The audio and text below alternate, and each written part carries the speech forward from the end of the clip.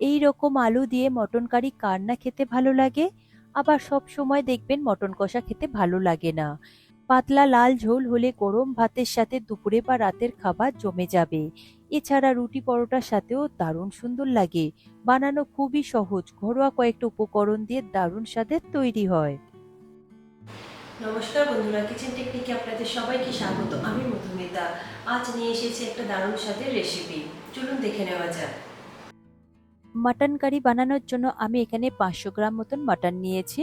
মাটনের আপনারা যে কোনো পিস নিতে পারেন, আর যেমন খুশি সাইজ কাটতে পারেন। দেখুন আমি একটু মিডিয়াম করেই কেটেছি।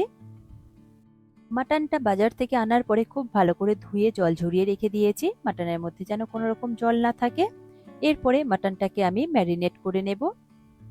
প্রথমেই আমি দিয়ে দেব স্বাদ অনুযায়ী নুন। নুনটা আপনারা নিজেদের স্বাদ অনুযায়ী দিয়ে দেবেন। এরপর দিয়ে দেব 1 চা চামচ হলুদ গুঁড়ো। তারপর দিয়ে দেব 1 চা চামচ কাশ্মীরি লঙ্কার গুঁড়ো, এটা কালারের জন্য দেওয়া। এরপর দিয়ে দেব 1 টেবিল চামচ আদা বাটা, আর দিয়ে দেব 1 টেবিল চামচ রসুন বাটা। আদা রসুনটা সবসময় আপনারা সম পরিমাণে নেবেন। এরপর দিয়ে দেব 3 টেবিল চামচ টক দই। টক দইটা ফেটিয়ে নেওয়ার প্রয়োজন নেই। টক দই দেওয়া হয়ে গেলে তারপর দিয়ে দেব 4 টেবিল চামচ সর্ষের তেল। সর্ষের তেলটা আপনারা কাঁচা ব্যবহার করবেন। দেখুন ম্যারিনেট করবার জন্য আমার সমস্ত উপকরণ দেওয়া হয়ে গিয়েছে। এরপর এটাকে খুব ভালো করে মাখিয়ে নিতে হবে, যাতে প্রতিটা মাটনের গায়ে মশলাগুলো খুব সুন্দরভাবে লেগে যায়।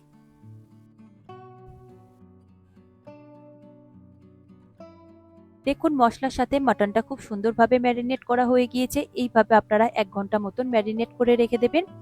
চাইলে আপনারা নর্মাল ফ্রিজেও রাখতে পারেন কিংবা বাইরেও রাখতে পারেন। মাটনটা আমি সরিয়ে রাখলাম। এরপর নিয়েছি আলু।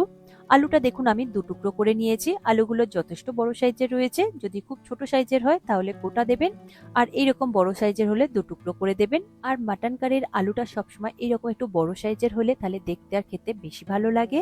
আর আলুটা কাটার সাথে সাথেই কিন্তু আপনারা জলে দিয়ে দেবেন, তা না হলে আলুর মধ্যে একটা দাগ এসে যেতে পারে। এরপর আলুগুলোকে আমি খুব ভালো করে ভেজে নেব। তার জন্য একটা কড়াই নিয়েছি। কড়াইটা গরম হলে তাতে দিয়ে দেব 150 ml মতন সর্ষের তেল। আমি একেবারেই তেলটা দিয়ে দিলাম, এতে একেবারেই মাংসটাও রান্না করে নেব। তেলটা হাই ফ্লেমে খুব ভালো করে গরম করে নেবেন, ধোঁয়া ওঠা পর্যন্ত। তারপরে গ্যাসের ফ্লেমটাকে লোতে করে দেবেন, দিয়ে আলুগুলোকে দিয়ে দেবেন। তারপর গ্যাসের ফ্লেমটাকে হাইতে দিয়ে দেবেন। আলুগুলোকে ভেজে নিতে হবে, তবে ভাজবার সময় কিছু মশলা আমি অ্যাড করব। দেব হাফ চা চামচ নুন, সঙ্গে দিয়ে দেব সামান্য একটু হলুদ গুঁড়ো, আর দিয়ে দেব কালারের জন্য একটু সামান্য কাশ্মীরি লঙ্কার গুঁড়ো। নুন, হলুদ আর কাশ্মীরি লঙ্কার গুঁড়ো দেওয়ার পরে গ্যাসের ফ্লেমটাকে মিডিয়ামে দিয়ে আলুগুলোকে একটু নাড়াচাড়া করে বেশ লাল লাল করে ভেজে নিতে হবে। আলুটা যত সুন্দর লাল লাল করে ভাজবেন তাতে করে মটন কারির টেস্ট বেশি সুন্দর আসবে। দেখুন মাঝের মধ্যে নাড়াচাড়া করে গ্যাসের ফ্লেমটাকে মিডিয়ামে রেখে আলুটাকে দেখুন লাল লাল করে ভেজে নিয়েছে। আলু ভাজা হয়ে গেলে ঝাঁঝরির সাহায্যে তেল থেকে তুলে নিয়ে একটা বোলের মধ্যে রেখে দেব।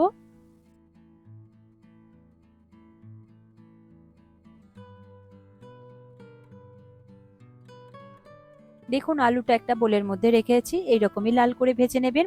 এরপর কিছু গোটা মশলা আমি নিয়েছি, যেটা তেলের মধ্যে দিয়ে দেব। তার জন্য নিয়েছি দেখুন গোটা গরম মশলা, এলাচ, দারচিনি, লবঙ্গ নিয়েছি। নিয়েছি একটা শুকনো লঙ্কা, দুটো তেজপাতা, আর নিয়েছি হাফ চা চামচ গোলমরিচ।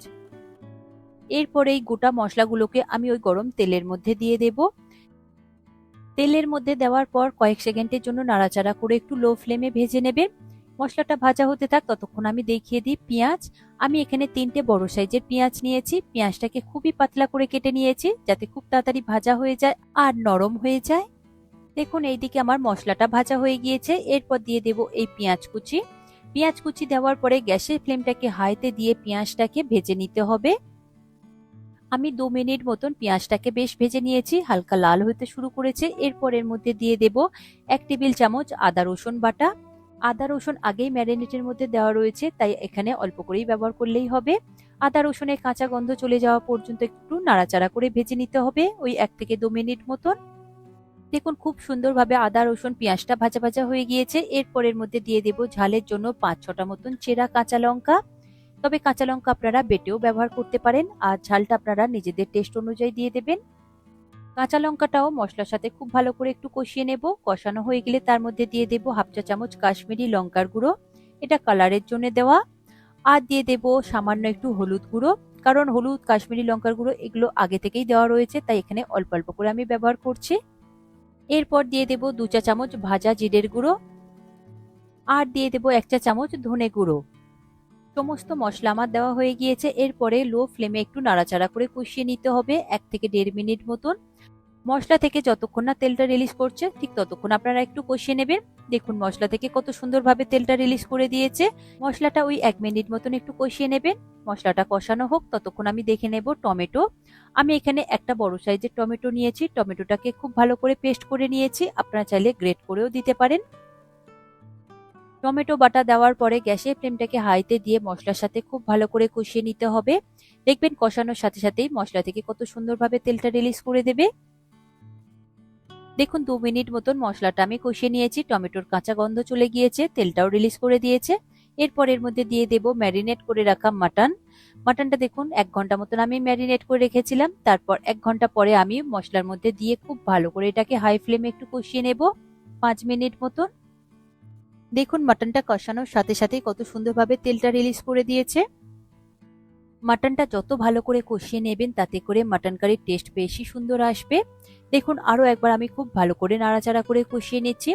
মাটন খুব সুন্দর করে কষানো হয়ে গেলে এরপর এটাকে আমি ঢাকা দিয়ে দেব। ঢাকা দেওয়ার পরে গ্যাসের ফ্লেমটাকে লোতে দিয়ে আরো 4 থেকে 5 মিনিট মতন এইভাবে কষিয়ে নেব। 5 মিনিট পরে ঢাকা খুলে দেখছি, দেখুন মাটনটা কত সুন্দরভাবে কালার চেঞ্জ হয়ে গিয়েছে আর তেলটাও রিলিজ করেছে আর মাটন থেকে এক্সট্রা জলটাও রিলিজ করেছে। এরপরে আরো একবার খুব ভালো করে কষিয়ে নেব। দেখুন মাটনটা কত সুন্দরভাবে কষিয়ে নিয়েছি আর তেল আর জলটা কত সুন্দরভাবে রিলিজ করছে। আমি কিন্তু এখনো এখানে জল ব্যবহার করিনি। এরপর এটাকে ঢাকা দিয়ে দেবো আরো 2 থেকে 3 মিনিটের জন্য লো ফ্লেমে। 3 মিনিট পরে ঢাকা খুলে দেখছি, দেখুন কত সুন্দরভাবে জল উঠেছে আর তেলটাও রিলিজ হয়ে গিয়েছে। আর কষানোর সাথে সাথে দেখুন মাটনের কালারটাও কত সুন্দর চেঞ্জ হয়ে গিয়েছে। মাটনটা আমি টোটাল 20 মিনিট মতন খুব ভালো করে কষিয়ে নিয়েছিলাম আর খুব সুন্দরভাবে কষানো হয়েছে, তেলটাও রিলিজ করেছে। এরপর এর মধ্যে দিয়ে দেব জল। আমি প্রয়োজন মতন জল দিয়ে দেব, কারণ এটা পাতলা গ্রেভি হবে, খুব বেশি মোটা বা ঘন গ্রেভি করব না। জল দেওয়ার পরে খুব সুন্দর করে একবার মিশিয়ে নেব। আমি এখানে অনেকটা পরিমাণে জল দিয়েছি, কারণ মাটনটাও সিদ্ধ হবে আর আলুটা এর পরে আমি ব্যবহার করব। আলুটা এখন আমি ব্যবহার করিনি। এরপর স্বাদের ব্যালেন্সের জন্য দিয়ে দেব 1 চা চামচ চিনি। চিনি দেওয়ার পরে খুব ভালো করে একবার মিশিয়ে নেব। মিশিয়ে নেওয়ার পরে এটাকে খুব ভালো করে একবার ফুটিয়ে নেব। গ্রেভিটা ফোটার জন্য আমি এখানে ঢাকা দিয়ে দেব। যখনই ফুটতে শুরু করবে তখন আমি ঢাকনা খুলে দিয়ে দেব স্বাদ অনুযায়ী নুন। নুনটা আমার একটু কম লাগছিল, তাই আমি এখানে অল্প করে নুন ব্যবহার করলাম। আপনারা নুনটা নিজেদের স্বাদ অনুযায়ী দিয়ে দেবেন। নুন দেওয়ার পরে খুব ভালো করে একবার মিশিয়ে নেব। মিশিয়ে নেওয়ার পরে এটাকে এবার আমি প্রেসার কুকারে দিয়ে দেব। আপনারা চাইলে কড়াইতেও করতে পারেন, তবে কড়াইতে করলে অনেকটা সময় লাগবে আর প্রেসার কুকারে করলে খুব তাড়াতাড়ি হয়ে যাবে। এরপর এটাকে আমি প্রেসার কুকারের মধ্যে ট্রান্সফার করে নেব। দেখুন প্রেসার কুকারের মধ্যে আমি ট্রান্সফার করে নিয়েছি আর গ্রেভির কালারটা দেখুন কতটা সুন্দর এসেছে। এরপর এর মধ্যে আমি দিয়ে দেব ভেজে রাখা আলুগুলো।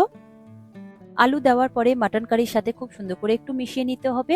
দেখুন আমার মেশানো হয়ে গিয়েছে। এরপর এর মধ্যে দিয়ে দেব একটা গোটা রসুন। আপনারা একটা জায়গায় 2টো কিংবা 3টেও ব্যবহার করতে পারেন, তবে এই গোটা রসুনটা দিলে ভাত ভাতের সাথে খেতে দারুণ সুন্দর লাগে। অবশ্যই এইভাবে একবার ট্রাই করে দেখবেন। রসুনটা অবশ্যই আপনারা ধুয়ে ব্যবহার করবেন। তারপর প্রেসার কুকারের ঢাকনা আটকে দেব। ঢাকনা আটকে দেওয়ার পরে এটাকে আপনারা 5 থেকে 6টা মতন হুইসেল দিয়ে নেবেন। 5-6টা সিটি পড়ে গেলে গ্যাসের ফ্লেমটাকে বন্ধ করে দেবেন। তারপর স্টিমটা নেমে যাওয়া পর্যন্ত ওয়েট করবেন। তারপর দেখুন আমি ঢাকনা খুলে আপনাদের দেখাচ্ছি। দেখুন কত সুন্দরভাবে সিদ্ধ হয়েছে, কত পারফেক্ট হয়েছে। মাটনগুলো খুব সুন্দরভাবে সুসিদ্ধ হয়েছে, আলুটাও সুন্দরভাবে সিদ্ধ হয়েছে আর গ্রেভির কালারটা দেখে নিশ্চয়ই আপনারা বুঝতে পারছেন কতটা সুন্দর হয়েছে। খেতে কিন্তু অসম্ভব সুন্দর হয়েছে। খুবই সিম্পল রান্না, ঘরোয়া কয়েকটা উপকরণ দিয়েই তৈরি হয়েছে। আর মাটন কারিটা কিন্তু একদম লাল লাল পাতলা ঝোল তৈরি হয়েছে। একদম কিন্তু আমি ঘন গ্রেভি করিনি বা কষাও তৈরি করিনি। এই রকম পাতলা ঝোল হলে গরম ভাতের সাথে দারুণ সুন্দর তৃপ্তি করে খাওয়া যায়। আর প্রেসার কুকারটা খুলবার পরে আমি ফ্লেভারের জন্য একটু 4-5টা মতন চেরা কাঁচা লঙ্কা দিয়েছি আর দিয়েছি 1/2 চা চামচ গরম মশলার গুঁড়ো দিয়ে খুব ভালো করে একবার মিশিয়ে নেব। তারপর গরম গরম পরিবেশন করব। দারুণ সুন্দর ফ্লেভার বের হচ্ছে আর খেতে কিন্তু অসম্ভব সুন্দর হয়েছে। পাতলা গ্রেভি তো কি হয়েছে, এর স্বাদ কিন্তু অতুলনীয়। দেখুন প্রেসার কুকার থেকে আমি একটা বোলের মধ্যে এটাকে ট্রান্সফার করে নিয়েছি। কতটা পারফেক্ট, কতটা সুন্দর হয়েছে। দেখুন আলুগুলো কিন্তু একদমই ওভারকুকড হয়ে যায়নি আর মাটনটাও কত সুন্দর দেখতে লাগছে, গ্রেভিটা কিন্তু অসাধারণ খেতে হয়েছে আর মাটনগুলো ভীষণই সফট হয়েছে।